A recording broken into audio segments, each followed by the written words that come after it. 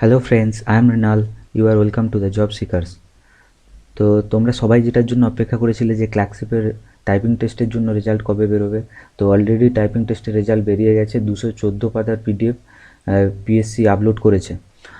তো এখানে দেখে নেওয়া যাক কতজনকে ডাকা হয়েছে আর কত রেশিওতে ডাকা হয়েছে। দেখো, টোটাল ডাকা হয়েছে 9693 জনকে, আর তার মধ্যে এটা 1:1.4 রেশিওতে ডাকা হয়েছে, মানে 100 জন রাখলে 140 জনকে ডাকা হয়েছে। ঠিক আছে।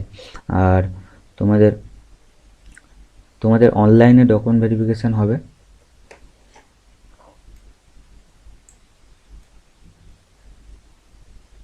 আচ্ছা, অনলাইনে ডকুমেন্ট ভেরিফিকেশান হবে 22 ডিসেম্বর থেকে দেখতে পারো তোমরা 5ই জানুয়ারি 2022 পর্যন্ত। মানে ধরতে পারো তোমাদের হাতে 10-12 দিন সময় থাকবে ডকুমেন্ট আপলোড করার জন্য। আর কি কি ডকুমেন্ট লাগবে একদম শেষ পাতাতে দেওয়া আছে। এখানে তোমরা প্রত্যেকের নাম, রোল নাম্বার দেওয়া আছে, তোমরা চাইলে তোমাদের রোল নাম্বার চেক করে নিতে পারো। আচ্ছা, একদম শেষ পাতাতে যা হোক।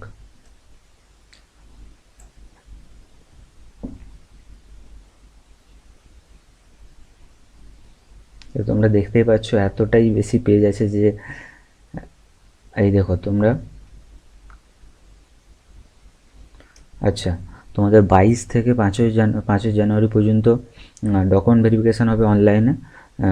একটা কালার সাইজ ফটোগ্রাফ লাগছে, একটা ভোটার কার্ড লাগছে, মাধ্যমিকের অ্যাডমিট কার্ড লাগছে, আর মাধ্যমিকের মার্কশিট সার্টিফিকেট যেটা থাকে, যারা এসসি এসটি ওবিসি কমিউনিটিতে পড়ো তাদের সেটা লাগছে।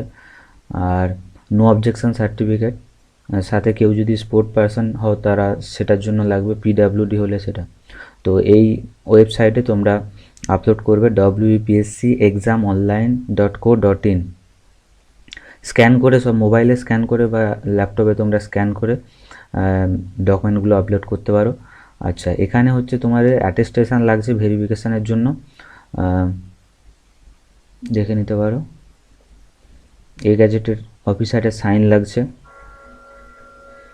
ঠিক আছে, আজ তাহলে এখানে শেষ করছি। তোমরা জানাও কার কে কে সিলেক্ট হলে আর কত র্যাঙ্ক করেছো। চলো টাটা। ভিডিওটা ভালো লাগলে অবশ্যই লাইক করে দিও, চ্যানেলটা সাবস্ক্রাইব করো।